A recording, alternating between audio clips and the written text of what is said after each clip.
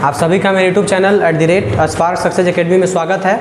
और आज हम लोग क्लास 10th का इकोनॉमिक्स पढ़ेंगे, है ना, जिसमें दूसरा चैप्टर आपका है ना, राज्य एवं राष्ट्र की आय। राज्य एवं राष्ट्र की आय। तो इस चैप्टर से संबंधित एक और वीडियो इससे डाला गया था, पार्ट 1, है ना, और आज इस चैप्टर का दूसरा वीडियो है।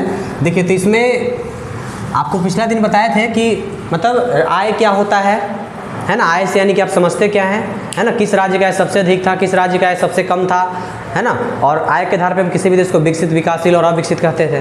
तो पिछले वीडियो में जान गए थे। आज हम समझेंगे इस वीडियो में कि राष्ट्रीय आय क्या होता है। ऐसे आप राष्ट्रीय आय आपको पहला चैप्टर में बताया गया था, लेकिन समझिएगा। देखिए, राष्ट्रीय आय यानी कि नेशनल इनकम, इसको शॉर्टकट में एनआई भी कहते हैं, नेशनल इनकम। ठीक है। तो राष्ट्रीय आय, देखिए, राष्ट्रीय आय कहता है कि किसी भी देश में एक वर्ष में, है ना, किसी भी देश में एक वर्ष में उत्पादित वस्तु, ठीक है, किसी भी देश में एक वर्ष में उत्पादित वस्तु और सेवाओं के जितना भी एक वर्ष, किसी भी देश में एक वर्ष में जितना भी वस्तु का उत्पादन हो रहा है, जितना भी सेवा का उत्पादन हो रहा है ना, उसके मूल्य के कुल योग को क्या कहेंगे? राष्ट्रीय आय कहेंगे। या अर्थात कह सकते हैं, दूसरे शब्दों में कह सकते हैं कि एक साल में जिस देश, किसी देश में, है ना, किसी भी देश में एक साल में जो मतलब जो आय अर्जित किया जाता है, एक साल में जितना भी आय अर्जित किया जा रहा है, उसे राष्ट्रीय आय कहेंगे। ठीक है। तो देखिए, राष्ट्रीय आय का धारणा जैसे किसी भी देश के लिए, देखिए, किसी भी देश का जो विकास है वह राष्ट्रीय आय के ऊपर डिपेंड करता है। जिस देश का राष्ट्रीय आय जितना अधिक होगा, उस देश का विकास उतना ही अधिक होगा, वह देश उतना ही ज़्यादा विकसित होगा। ठीक है। तो आर्थिक, किसी भी देश के आर्थिक प्रगति को मापने के लिए हम राष्ट्रीय आय का आकलन करते हैं कि वह उस देश का राष्ट्रीय आय कितना है, प्रति व्यक्ति आय कितना है। ठीक है। तो यही कहा जाता है कि देखिए, अर्थव्यवस्था में मतलब किसी भी देश की अर्थव्यवस्था को जानने के लिए, किसी भी देश की आर्थिक व्यवस्था को जानने के लिए हम राष्ट्रीय आय को जानते हैं। तो जिस तरीके से देखते हैं कि जिस तरह से व्यक्तियों से समूह का निर्माण होता है, समूह से राज्य या राज्यों के समूह का निर्माण होता है, ठीक है ना, यानी कहने का मतलब है कि जिस तरीके से व्यक्तियों से मतलब समूह का निर्माण होता है ना, समूह यानी कि क्षेत्र का, और क्षेत्रों से राज्य का, राज्य से देश का निर्माण होता है। तो उसी तरीके से देखिए, उसी प्रकार श्रम और पूंजी के सहयोग से, है ना, हम प्राकृतिक संसाधनों की उपलब्धता से राष्ट्रीय आय का निर्माण कर सकते हैं। ठीक है। यानी कि कहने का मतलब है कि जितना भी मतलब पूंजी है ना, उसके बाद आपका है श्रम, इस सब के सहयोग से प्रकृति में जो चीज़ संसाधन उपलब्ध हैं, ठीक है, उनका मतलब उनके भौतिक मूल्य के कुल योग क्या कहेंगे? राष्ट्रीय आय माप सकते हैं। तो जैसे देखिए, जितने भी गांव में कल कारखानों में श्रमिक हैं, किसान हैं जो भौतिक वस्तु का उत्पादन करते हैं, उससे से डॉक्टर हैं, टीचर हैं, है ना, इंजीनियर हैं, कर्मचारी हैं, पदाधिकारी हैं, लोग अपने दक्षता से, अपने कौशल से, है ना, मतलब राष्ट्र को सुसंपन्न करते हैं। तो इस सब को खेत खलिहानों से उत्पन्न वस्तु तथा, है ना, दक्षता से किए गए उत्पादन को भी राष्ट्रीय आय कहते हैं। यानी कहने का मतलब है कि राष्ट्रीय आय भौतिक भी हो सकता है ना, और मानवीय भी हो सकता है। समझ गए ना? भौतिक पूंजी, मानवीय पूंजी सब राष्ट्रीय आय में आएंगे। तो राष्ट्रीय आय का मतलब क्या है कि किसी देश में एक वर्ष में उत्पादित सभी वस्तुओं और सेवाओं के मौद्रिक मूल्य के मूल्य को क्या कहेंगे? राष्ट्रीय आय कहते हैं। ठीक है। तो देखिए, जैसे कि इसमें राष्ट्रीय आय का हम धारणा की अगर बात करें, ठीक है ना, राष्ट्रीय आय की धारणा, ठीक है, तो राष्ट्रीय आय की धारणा जो दिए थे,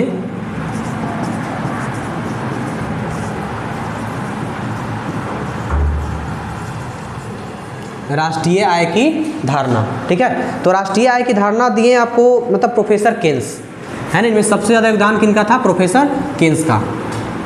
तो राष्ट्रीय आय की धारणा के अनुसार, ठीक है, मतलब राष्ट्रीय आय का धारणा था 3। पहला था आपका, ठीक है ना, सकल घरेलू उत्पाद, सकल घरेलू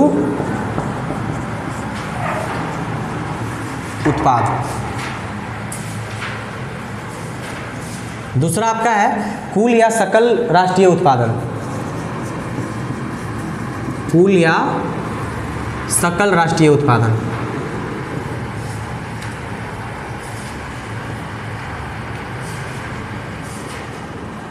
और तीसरा है आपका, है ना, शुद्ध राष्ट्रीय उत्पादन।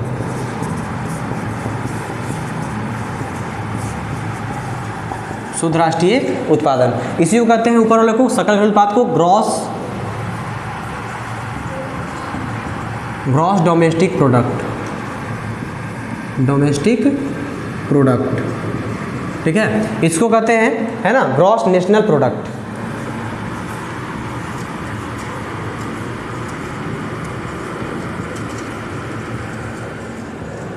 Gross national product. और इसको कहते हैं शुद्ध राष्ट्रीय उत्पादन को नेट नेशनल प्रोडक्ट, नेट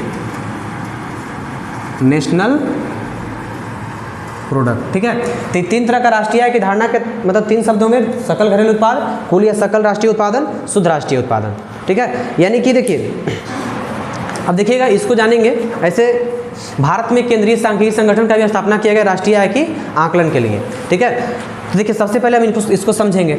सकल घरेलू उत्पाद क्या होता है, कुल या सकल राष्ट्रीय उत्पादन क्या होता है, शुद्ध राष्ट्रीय उत्पादन क्या होता है। तो सकल घरेलू उत्पाद में कहा जाता है कि किसी देश में किसी दिए हुए वर्ष में, याद रखिए किसी देश में किसी दिए हुए वर्ष में जितना भी वस्तु और सेवा का जो उत्पादन होता है, यानी किसी देश में किसी दिए हुए वर्ष में जितना भी वस्तु और सेवा का जो कुल मात्रा उत्पादित किया जाता है उसे सकल घरेलू उत्पाद कहेंगे, है ना। जितना भी वस्तु है सेवा का उत्पादन दिए हुए वर्ष में, है ना, सरकार टारगेट रखता है 1 साल 2 साल 5 साल, है ना, जितना भी साल है उसमें जितना भी मतलब लगभग, है ना, उत्पादित किया जा रहा है वो सब क्या कहेंगे, सकल घरेलू उत्पाद। इसको जीडीपी, ग्रॉस डोमेस्टिक प्रोडक्ट। दूसरा आपका है कुल या सकल राष्ट्रीय उत्पादन। ये कहता है किसी देश में 1 साल के अंतर्गत, ये दिए हुए वर्ष में, और इस फिक्स करता है कि 1 साल के अंतर्गत, है ना, किसी देश में 1 साल के अंतर्गत जितना वस्तु और सेवा का उत्पादन होता है क्या कहेंगे, कुल राष्ट्रीय उत्पादन कहेंगे, या कुल या सकल राष्ट्रीय उत्पादन कहते हैं। ठीक है, तो जीडीपी और जीएनपी में दोनों में अंतर है ना। जीडीपी में कोई निश्चित समय नहीं है, मतलब निश्चित समय रहता है ना, लेकिन जीडीपी में निश्चित है कि एकदम 1 साल। ठीक है, इसमें 1 साल से ज़्यादा भी हो सकता है, 1 साल से कम भी हो सकता है। अब देखिए शुद्ध राष्ट्रीय उत्पादन, तो कुल राष्ट्रीय उत्पादन में, है ना, कुल राष्ट्रीय उत्पादन को प्राप्त करने के लिए जो खर्च होता है ना, जो खर्च पड़ता है, तो उस खर्च को घटा करके जो शुद्ध बचा, है ना, कुल राष्ट्रीय उत्पादन को बचाने मतलब कुल राष्ट्रीय उत्पादन को प्राप्त करने के लिए जो खर्चा हुआ उस खर्च को घटाकर जितना टोटल आता है उसे क्या कहेंगे, शुद्ध राष्ट्रीय उत्पादन कहेंगे। ठीक है ना। तो देखिए अगर हम भारत में बात करें, भारत में जो आपका है ना, राष्ट्रीय आय का ऐतिहासिक परिवेश, राष्ट्रीय आय का ऐतिहासिक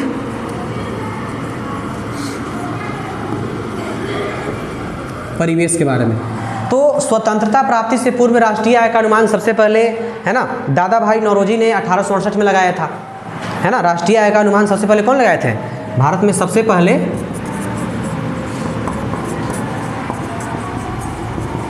भारत में सबसे पहले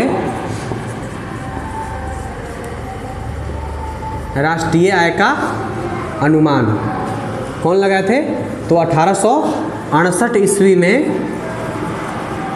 दादा भाई नौरोजी, ठीक है ना, लगाए थे। तो भारत में सबसे पहले, अगर भारत के राष्ट्रीय आय का इतिहास की बात करें हम, तो है ना सबसे पहले, ठीक है ना, लगभग मतलब कहा जाता है कि राष्ट्रीय आय का अनुमान सबसे पहले मतलब दादा भाई नौरोजी ने 1868 में लगाया था, जिनके अनुसार प्रति व्यक्ति आय 20 रुपये था। कितना था, 20 रुपये। ठीक है, तो भारत में सबसे पहले राष्ट्रीय आय का अनुमान दादा भाई नौरोजी ने लगाया था, है ना। और इन्होंने अपनी पुस्तक, है ना, poverty and un-British rule in India, उसने बताया कि भारत का जो प्रति व्यक्ति आय है, भारत में जो प्रति व्यक्ति आय वार्षिक लगभग 20 रुपये। इनके अनुसार भारत का प्रति व्यक्ति आय कितना था, 20 रुपये। प्रति व्यक्ति आय 20 रुपये था।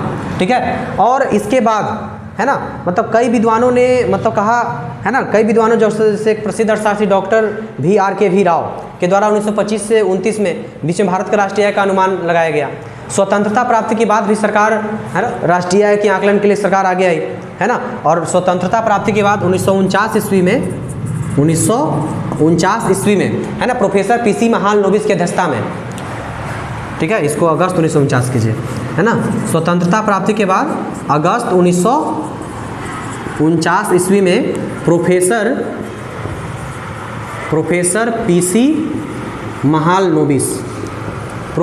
PC महालनोबिस की अध्यक्षता में राष्ट्रीय आय समिति का गठन किया गया, की अध्यक्षता में राष्ट्रीय आय समिति का गठन किया गया। तो ये भी क्वेश्चन पूछता है आपके ऑब्जेक्टिव में कि राष्ट्रीय आय समिति का गठन कब और किसकी अध्यक्षता में किया गया। तो याद रखिएगा कि अगस्त 1949 ईस्वी में प्रोफेसर PC महालनोबिस की अध्यक्षता में सर्वप्रथम राष्ट्रीय आय समिति का गठन किया गया। और इसका प्रमुख उद्देश्य क्या था, राष्ट्रीय आय के संबंध में अनुमान लगाना, है ना। और इन्होंने अपना प्रथम रिपोर्ट 1951 में प्रस्तुत करते हैं। जब इन्होंने अपना रिपोर्ट 1951 में प्रस्तुत किया तो बताएं कि भारत का जो कुल राष्ट्रीय आय था, है ना, 8,650 करोड़ रुपए था, और जबकि प्रति व्यक्ति आया था 246.9 रुपये, है ना। इनके अनुसार भारत का राष्ट्रीय आय था आपका, ठीक है, राष्ट्रीय आय रहा 8,650 करोड़ रुपए, 8,650 करोड़ रुपए, और प्रति व्यक्ति आय जो रहा, प्रति व्यक्ति आय 246 रुपया 9, है ना, 246.9 रुपये, ठीक है ना। तो लगभग इनके अनुसार 1951 में रहा। इसके बाद 1954 में राष्ट्रीय आय के आकलन के लिए केंद्रीय सांख्यिकी संगठन का स्थापना किया गया, है ना, सेंट्रल स्टैटिस्टिकल ऑर्गेनाइजेशन का गठन किया गया। ये भी राष्ट्रीय आय के आंकड़ा को प्रदर्शित करता था। तो इस तरीके से राष्ट्रीय आय समझ रहे हैं कि राष्ट्रीय आय क्या होता है। राष्ट्रीय आय की धारणा प्रोफेसर केन्स दिए, जिनके अनुसार सकल घरेलू उत्पाद, कुल या सकल राष्ट्रीय उत्पादन, शुद्ध राष्ट्रीय उत्पादन क्या होता है। सकल घरेलू उत्पाद का मतलब किसी देश में किसी दिए हुए वर्ष में जो वस्तु और सेवा का जो कुल मात्रा उत्पादित किया जाता है उसे क्या कहते हैं, सकल घरेलू उत्पाद कहते हैं। दूसरा, कुल या सकल राष्ट्रीय उत्पादन, तो किसी देश में एक वर्ष के अंदर जितना वस्तु और सेवा का जो मात्रा उत्पादित किया जाएगा उसे क्या कहेंगे, कुल या सकल राष्ट्रीय उत्पादन। इसे शॉर्टकट में क्या कहते हैं, GNP, यानी ग्रॉस नेशनल प्रोडक्ट। तीसरा, शुद्ध राष्ट्रीय उत्पादन, तो कुल राष्ट्रीय उत्पादन को प्राप्त करने में जो खर्च होता है उस खर्च को घटाने के बाद जो शेष बचता है उसे क्या कहेंगे, शुद्ध राष्ट्रीय उत्पादन कहेंगे। उसका अगर जाने कि भारत में राष्ट्रीय आय का ऐतिहासिक परिवेश, तो भारत में राष्ट्रीय आय का ऐतिहासिक परिवेश में क्या जाने आप कि स्वतंत्रता से पूर्व भारत में सर्वप्रथम राष्ट्रीय आय का अनुमान कौन लगाए थे, 1868 ईस्वी में दादा भाई नेहरूजी, और इनके अनुसार भारत का प्रति व्यक्ति आय 20 रुपये था। इन्होंने अपनी पुस्तक un British rule in India में बताया, poverty and un British rule in India में बताया कि भारत का प्रति व्यक्ति आय कितना है, 20 रुपये। उसके बाद भारत सरकार स्वतंत्रता के बाद अगस्त 1949 ईस्वी में प्रोफेसर PC महालनोबिस की अध्यक्षता में राष्ट्रीय आय समिति का गठन करते हैं, और इनका प्रमुख उद्देश्य क्या था, राष्ट्रीय आय के आंकड़ों को प्रदर्शित करना था, है ना। और इन्होंने अपना प्रथम रिपोर्ट 1951 में प्रस्तुत करते हैं, जिनके अनुसार राष्ट्रीय आय कितना रहता है, 8,650 करोड़ रुपए, और प्रति व्यक्ति आय 246 रुपये, मतलब 246.9 रुपये। इसके बाद मैंने राष्ट्रीय आय के आंकड़ों को प्रदर्शित करने के लिए केंद्रीय सांख्यिकी संगठन का स्थापना किया जाता है। तो यहाँ तक आपका जो था प्रति व्यक्ति राष्ट्रीय आय खत्म हो गया। देखिए इसके बाद आपका आता है प्रति व्यक्ति आय। प्रति व्यक्ति आय, तो प्रति व्यक्ति आय को जानते हैं, है ना, कि पर कैपिटा इनकम कहते हैं, PCI इंग्लिश में, पर कैपिटा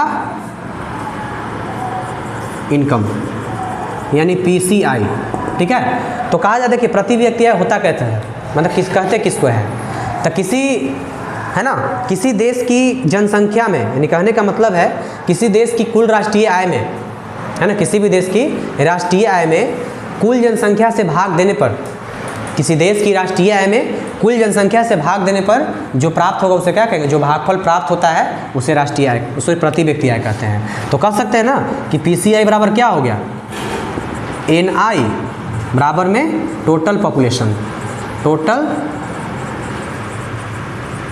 यही आपका है PCI का फॉर्मूला, यानी कि PCI बराबर राष्ट्रीय आय बटा में देश की कुल जनसंख्या, ठीक है। तो किसी देश की जनसंख्या, किसी देश की राष्ट्रीय आय में उस देश की कुल जनसंख्या से भाग देने पर जो भागफल प्राप्त होता है उसे क्या कहते हैं, राष्ट्रीय आय कहते हैं, ठीक है। तो भारत जैसे जानते हैं कि भारत जैसे बड़े देश में जनसंख्या बहुत ज़्यादा है, ठीक है, और यहाँ कहा जाता है कि यहाँ प्रति व्यक्ति आय बहुत कम है, जिसके कारण से शिक्षा, अस्वस्थता, है ना, भाषा शैली, जीवन शैली सब क्या है, मतलब लगभग इसका गिरावट है, मतलब बहुत निम्नतम अवस्था में पाया जाता है ना। भारत में जनसंख्या बहुत ज़्यादा है, इस कारण से यहाँ पे सभ्यता संस्कृति का फैलाव बहुत ज़्यादा है।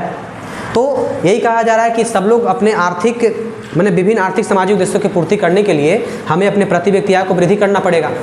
यानी कि जानते ही हैं कि देखिए, अगर व्यक्ति को सामाजिक स्तर, मतलब व्यक्ति को अपना स्थिति सुधारना है तो उसे इनकम यानी कि आय करना पड़ेगा, कमाना पड़ेगा। तो इस तरह से कहते अगर हम हमारे देश की जनताओं की स्थिति को सुधारना है तो यहाँ की राष्ट्रीय और प्रति व्यक्ति आय को विकसित करना पड़ेगा, बढ़ाना पड़ेगा, प्रति व्यक्ति आय वृद्धि करना पड़ेगा। जब तक प्रति व्यक्ति आय बढ़ेगा नहीं तब तक लोगों का जीवन स्तर सुधरने वाला नहीं है। जीवन स्तर का मतलब अशिक्षा नहीं हटेगा, है ना, गरीबी नहीं हटेगा, है ना, अस्वस्थता नहीं हटेगा, ठीक है। तो अगर जीवन स्तर सुधारना है ना, लोगों का जीवन शैली सुधारना है तो प्रति व्यक्ति आय वृद्धि करना पड़ेगा। इसलिए सरकार देखिए, है ना, सरकार जो है 1951 में बताए थे, मतलब जब योजना 1950 में, है ना, योजना का गठन किया गया, और उसके बाद हर, मतलब जो सरकार थी भारत की लगभग 5 वर्षीय योजना चलाती थी, पंचवर्षीय योजना है। तो पंचवर्षीय योजनाओं के द्वारा ग्रामीण क्षेत्रों का ग्रामीण अर्थव्यवस्था को विकसित करने के लिए काम किया गया था उसमें, है ना, जिसमें कई तरह के फसलों को आगे बढ़ाया गया, फसलों के उत्पादन में वृद्धि किया गया। ठीक है, तो कहा जाता है कि ठीक है, मतलब जनसंख्या पर मतलब जनसंख्या में भारी वृद्धि के कारण क्या होता है, गरीबी बेरोजगारी ज़्यादा बढ़ता जाता है। उसको नियंत्रित करने के लिए कई तरह की योजनाएं लाई गई सरकार के द्वारा, है ना। और आज आधुनिक युग में कई तरह के कृषि क्षेत्र में कई तरह के वैज्ञानिक सुधार हुए, है ना। आज देखिए, आज कृषि यंत्रीकरण का युग आ गया, कृषि में भी यंत्रीकरण का युग आ गया है। कृषि में सभी तरह का काम मशीनों के द्वारा किया जा रहा है। ठीक है, तो आज लगभग कृषि क्षेत्र का विकास किया जा रहा है। तो कृषि क्षेत्र का अगर विकास होगा तो ग्रामीण क्षेत्रों में गरीबी घटेगा, बेरोजगारी घटेगा, और जब लोगों का ग्रामीण क्षेत्रों में जब गरीबी बेरोजगारी घटेगा तो लोगों का जीवन स्तर सुधरेगा। क्योंकि बेरोजगारी कब कम होगा, जब लोग कमाएंगे, और जब कमाने लगेंगे तो प्रति व्यक्ति आय बढ़ेगा, और जब प्रति व्यक्ति आय बढ़ेगा तो लोगों का जीवन स्तर भी सुधरने लगता है। तो इस तरीके से हम कह सकते हैं कृषि क्षेत्र को विकसित करके, है ना, और बेरोजगारी उन्मूलन करके, गरीबी को कम करके लोगों का जीवन स्तर सुधार सकते हैं, जिसमें सबसे बड़ा योगदान किसका रहेगा, प्रति व्यक्ति आय का। तो जब लोगों का प्रति व्यक्ति आय ठीक हो जाएगा, है ना, तो अशिक्षा, अस्वस्थता, गरीबी जैसी मतलब जैसे जो समस्याएं हैं वो समाप्त हो जाएगी। तो इस तरीके से आपका जो राष्ट्रीय आय और प्रति व्यक्ति आय था, है ना, समाप्त हो गया। तो प्रति व्यक्ति आय और राष्ट्रीय आय से क्या समझते हैं आप समझ ही रहे होंगे, है ना। तो अगला दिन आप पढ़िएगा राष्ट्रीय आय गणना कैसे किया जाता है। ठीक है, तो आज इतना ही रहेगा। अगले